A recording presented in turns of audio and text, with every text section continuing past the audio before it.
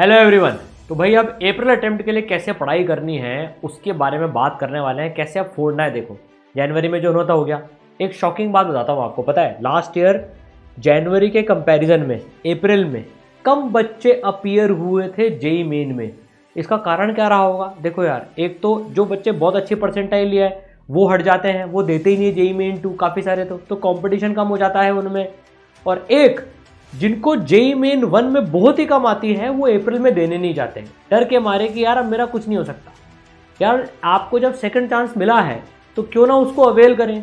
अगर मन से हार मान ली तो वैसे भी हारोगे ही सही, और मन से अगर ठान लिया कि कुछ करना है तो यार फिर कुछ बढ़िया फोड़ के दिखाओगे ही सही। बहुत सारे बच्चे होते हैं। देखो आज अपन पूरा प्लान डिस्कस करने वाले हैं, किन पे फोकस करना है, पढ़ाई कैसे करनी है, जेई मेन जे एडवांस दोनों को साथ में लेके कैसे चलना है, टेस्ट कैसे देने हैं, कौन से चैप्टर्स पे पहला फोकस रखना है।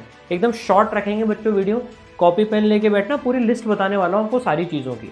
उसके पहले एक चीज़ बताता हूँ। देखो यार, कोई भी चीज़ चालू करने से पहले ना मन अपना 100% इन होना चाहिए उसमें। आज पहले अटेम्प्ट में कम परसेंटाइल आई थी तो मन बैठ जाता है, ऑब्वियस सी बात है वो कि ठीक है कम आई, मेहनत करी तो दुख तो होता ही है। लेकिन यार अब उसमें कितना टाइम बिताना है वो हमारे ऊपर डिपेंड करता है।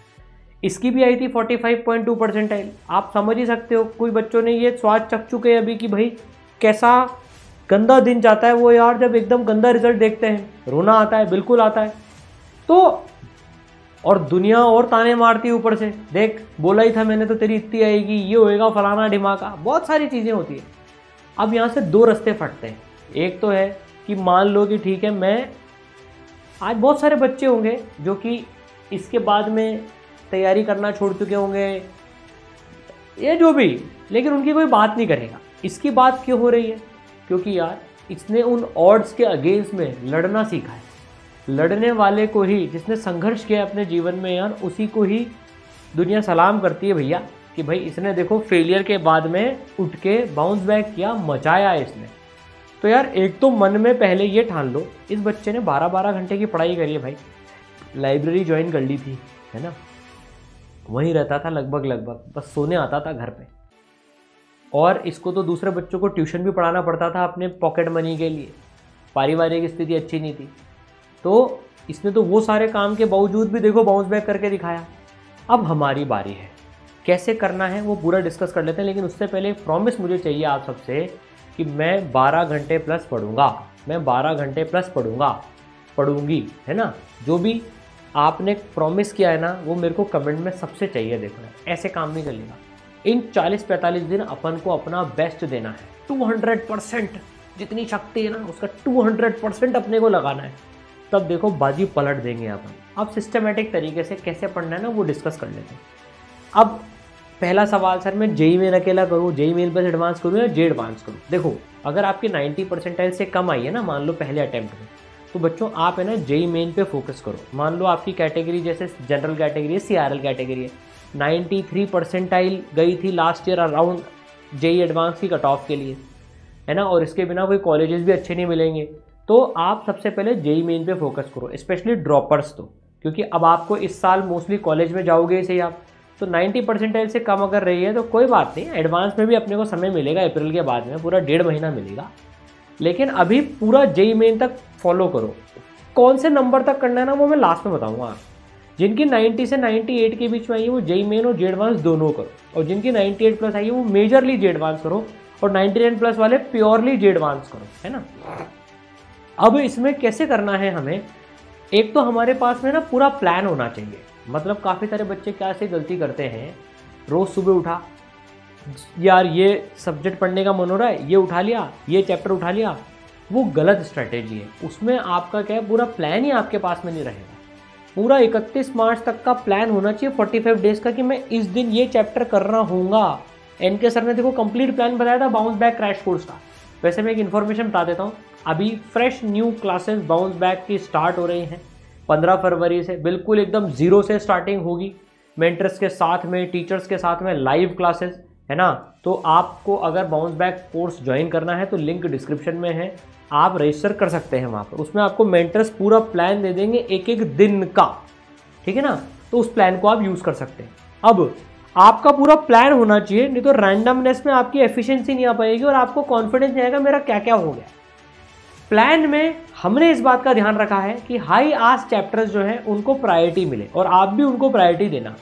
हाई आस्क चैप्टर्स मतलब कौन से बेटा, जैसे देखो आपके लिए पूरी लिस्ट मैंने बनाई है, देखो फिजिक्स केमिस्ट्री मैथ्स तीनों की।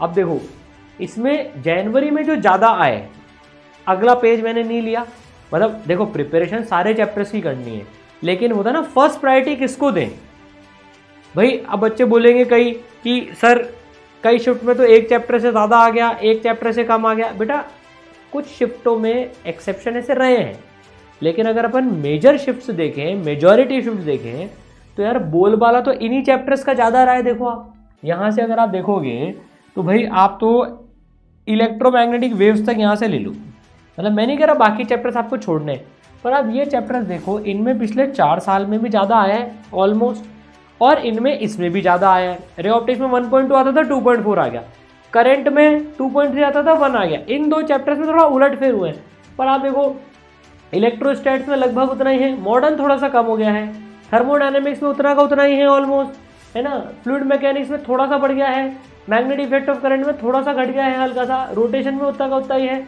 यूनिट डायमेंशन में बढ़ गया है थोड़ा सा, मतलब पर मेजॉरिटी चैप्टर्स वही। अब आपको लग रहा है कि भाई अब इसमें जैसे वेव साउंड वेव उनसे कम आए, अब हो सकता है उनसे ज़्यादा आ जाए अप्रैल में, पर अपन एटलीस्ट इन चैप्टर्स को तो अच्छे से कर ले। अगर अभी तक नहीं किया हो तो जीरो से पढ़ाई कर ले इनकी, नहीं की हो तो, है ना। अब देखो मैथ्स में अगर अपन देखें मैट्रिक्स डिटरमिनेंट भी शामिल कर ले इसमें, भाई इसमें थोड़ा सा इस बार कम हो गया, पिछले साल तक बहुत ज़्यादा आता था। मैट्रिक्स एंड डिटरमिनेंट भी ले ले, तो यहाँ तक की लिस्ट पूरी अगर अपन देखें तो 3D sequence series, definite, vector, probability, binomial, straight line, conic से काफ़ी अच्छा आया इस बार सेक्शन। तो भाई ये चैप्टर्स आप अच्छे से कर ले।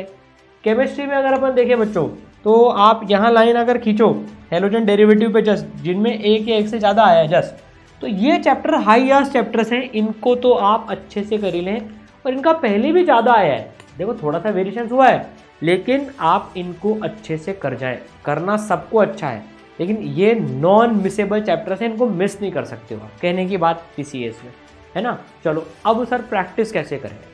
अब यार देखो बच्चे बहुत सारे सवालों को उठाने की कोशिश करते हैं, नहीं, अब पूरा शेड्यूल हमारे पास में होना चाहिए चैप्टर्स का, उसके साथ में उसमें कौन से क्वेश्चंस करने, तो भाई सेलेक्टेड क्वेश्चंस करना। जैसे बाउंस बैक क्रैश कोर्स में हमने क्या किया, आप खुद भी फॉलो कर सकते हो भाई। जैसे मान लो आपकी 15 तारीख से क्लास चालू हुई, जस्ट मैं बता रहा हूँ आपको, आप लेट भी आते हो कोई दिक्कत नहीं, वो मेंटर्स कैचअप करा देंगे। हर दिन या 2 दिन में एक नया चैप्टर वैसे भी चालू होता ही है, क्योंकि अपने को सारे चैप्टर्स कवर करने हैं। तो टीचर्स क्या करते हैं, लाइव क्लास लेते हैं, है ना, उसमें मोस्ट इंपॉर्टेंट क्वेश्चंस खुद भी सेलेक्ट करते हैं, और थ्योरी भी जो सबसे ज़्यादा रेलेवेंट होती है। अच्छा जेई मेन की क्लासेस बिल्कुल अलग चलती हैं, जे एडवांस की क्लासेस बिल्कुल अलग चलती है, वो अलग टीचर्स लेते हैं, ये अलग टीचर्स लेते हैं भाई। तो जेई मेन की क्लास में आपको जेई मेन प्लस एडवांस, अगर आप जेई मेन प्लस एडवांस का लेते हैं तो आपको एडवांस की एक्सेस भी मिल जाएगी। तो जेई मेन की क्लासेस में आपको पूरा जेई मेन के हिसाब से तैयार कराया जा रहा है कि कैसे परसेंटाइल बढ़ाए, कम समय में कैसे ज़्यादा परसेंटाइल बढ़ाए। तो उसमें टीचर्स आपको पढ़ा देते हैं पूरा, मतलब रिवीजन और पढ़ाने का मिक्स मूड चलता है उसमें। फिर आपको सेलेक्टेड क्वेश्चंस की लिस्ट दी जाती है कि बेटा प्रैक्टिस के लिए ये वाले सवाल कर लो आप बस, और सेलेक्टेड पीवाईक्यूज भी देते हैं उसमें आपको कि पीवाईक्यूज में भी ये कर लो, सारे कर नहीं सकते हो, है ना। अब इसमें मैं एक टेक्निक बता देता हूँ, 70-30 टेक्निक बच्चों, इससे थोड़ा सा आपका, थोड़ा सा नहीं 2 से 3 गुना फास्ट हो जाएगा। बच्चे क्या करते हैं, हर क्वेश्चन को पूरा एंड तक सॉल्व करते हैं, कैलकुलेशन करते हैं, अच्छी बात है करना, लेकिन अभी समय कम है तो हमें इंटेलिजेंटली काम करना पड़ेगा। तो आप क्या करो, 70% क्वेश्चंस में इक्वेशंस लिख लो सिर्फ, है ना, इक्वेशंस लिख लो, और 30% और उनमें उनकी कैलकुलेशन सॉल्यूशन से देख लो। इनमें सिर्फ इक्वेशंस लिख लो, कैलकुलेशन मिला लो, सॉल्यूशन देखकर कि हाँ मैंने इक्वेशन लिखी है वो मैच हो रही है कैलकुलेशन के, और आंसर आ जाएगा। और 30% क्वेश्चंस को कंप्लीट सॉल्व कर लो आप, इनको कंप्लीट सॉल्व करो भाई, कंप्लीट सॉल्व करना भी जरूरी है। इससे क्या फ़ायदा होएगा, आपका यहाँ पर कैलकुलेशन में टाइम बच जाएगा। भाई रिवीजन में कैलकुलेशन का कोई रोल नहीं रहता है ज़्यादा, कैलकुलेशन आपको आती है करनी यार, वो इसमें प्रैक्टिस कर रहे हो, इससे आपका लगभग आधे से ज़्यादा टाइम बच जाएगा, तो आप 2 गुना से ज़्यादा सवाल कर पाओगे। मैं भी ऐसे ही करता था लास्ट मोमेंट्स पे, 70-30 टेक्निक अपनाता था, ठीक है ना, ये बहुत हेल्पफुल टेक्निक है। अब सर हमें टेस्ट कैसे करने हैं, तो देखो टेस्ट स्ट्रैटेजी हमको रखनी है, टेस्ट जरूर से देने हैं। आपके लिए बाउंस बैक में पार्ट सिलेबस, जैसे पूरे सिलेबस को पार्ट्स में बांट दिया तो पार्ट सिलेबस टेस्ट भी है और फुल सिलेबस टेस्ट भी है, प्रैक्टिस टेस्ट भी है, भरमार है। हर संडे को मिनिमम एक टेस्ट तो देना है। अगर आप जेई मेन कर रहे हो तो जेई मेन का टेस्ट भी हर संडे को है, एआईटी एडवांस कर रहे हो तो जेई मेन प्लस एडवांस का भी टेस्ट है हर संडे को ही। तो जोन सी ट्रैक आपने सेलेक्ट करी वैसे टेस्ट मिल जाएंगे, तो टेस्ट दो। अब मैं उसके अलावा एक बात जो बोलता हूं बच्चों, अपन 2025 के जो पेपर्स है ना, जैसे जो जनवरी में तुम्हारी एक शिफ्ट हुई थी लेकिन उसके अलावा 9 शिफ्ट और हैं, तो उनको है ना चैप्टर वाइज मत करना, उनको टेस्ट पेपर की तरह से लगाना, जिससे पता पड़ेगा कि पूरे के पूरे मार्क्स कैसे आ रहे हैं। भाई जैसे देखो कई बच्चों के साथ में क्या हुआ, जैसे एक बच्चा हमारा ओम, उसका सेंटर जो था उसमें 4 बार कंप्यूटर उसका बंद हुआ है ना, 25 मिनट लगभग उसके वेस्ट हुए, उसको मिले उसमें वो वापस भी, लेकिन 4 बार में ऐसे करके टोटल 25 मिनट वेस्ट हुए, तो उसका माइंडसेट पूरा लफड़ा हो गया वहाँ पर उसमें, है ना। और जो उसकी response sheet I as per him, उसमें उसने तो 55 ही अटैम्प्ट करे थे, पता नहीं 64 अटैम्प्ट कैसे आ गए, और 64 अटैम्प्ट में उसके जो थे एक्स्ट्रा 10 वो सारे नेगेटिव हो गए। अच्छा बच्चा था वो, मतलब टेस्ट में भी अच्छे स्कोर कर रहा था, पर वहाँ पर उसके नंबर कम आए। अब ऐसे बच्चों में क्या होता है कि अब ये बहुत रेयर बच्चे हैं ऐसे भाई, मतलब जिनके साथ इतनी गड़बड़ी टेस्ट सेंटर पे, तो उस केस में क्या है, आपको आपका रियल इवैल्यूएशन ये वाले पेपर्स दे देंगे बेटा। भाई वहाँ कुछ गड़बड़ी, मान लो आप एंग्जाइटी ज़्यादा होती है आपको, लेकिन आप घर पे दे रहे हो, आपका कंटेंट अच्छा है।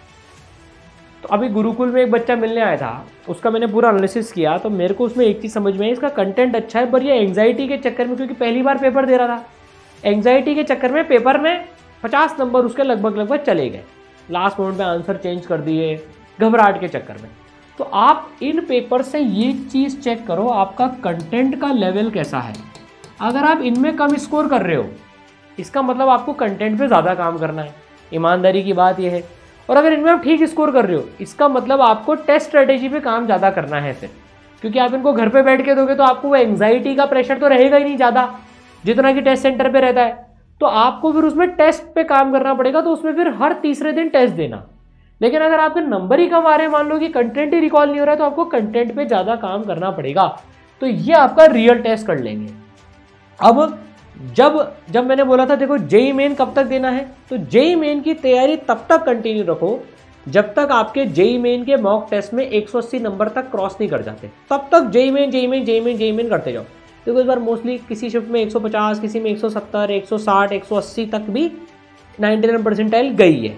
तो अपन 180 का एक बेंचमार्क ले लेते हैं। जैसे आप 180 नंबर क्रॉस कर जाओ, आप एडवांस की तैयारी भी साथ के साथ में करने लग जाना, मतलब आपने जेई मेन में लेवल अचीव कर लिया है। तो इस टेस्ट स्ट्रेटेजी को पकड़ के अपन चलेंगे आगे, ठीक है। अब जैसे मैंने बोला था, जिन बच्चों को बाउंस बैक क्रैश कोर्स देना है बच्चों, लिंक डिस्क्रिप्शन में है, आप ले सकते हो। इसकी फ्रेश न्यू क्लासेस स्टार्ट हो रही हैं, है ना। इसमें पूरी टेस्ट सीरीज इसमें शामिल है, most expected question, rank booster, selected PYQ, और सबसे बड़ी बात इसमें ना मेंटर्स आपके साथ में रहेंगे। तो मैं हर बच्चे को बोलूँगा अपना डेली जो आपने करा ना, वो मेंटर्स को आप भेजें, मेंटर्स को आप टच में रखें, वो आपके टच में रहेंगे, पर आप उनको डेली बेसिस पे भेजें। आपके पास में पूरी पावर है कि भाई मैंने ये रोज किया, अब मैं क्या करूं, तो वो आपको गाइड करेंगे फिर उस तरीके से। इन बच्चों ने जिन्होंने भी इंप्रूव किया ना, देखो यार इस समय इमोशनल सपोर्ट की भी पूरी ज़रूरत रहती है, क्योंकि एक बार फेलियर का स्वाद आ गया तो अब हमको दम रखने के लिए अपने साथ पूरी टीम चाहिए होती है। तो ईसल की पूरी टीम आपके साथ है, स्पेशली मेंटर्स आपके लिए मेंटरशिप प्रोग्राम है यार ये पूरा का पूरा, तो यूज़ इट वेरी वेल, ठीक है।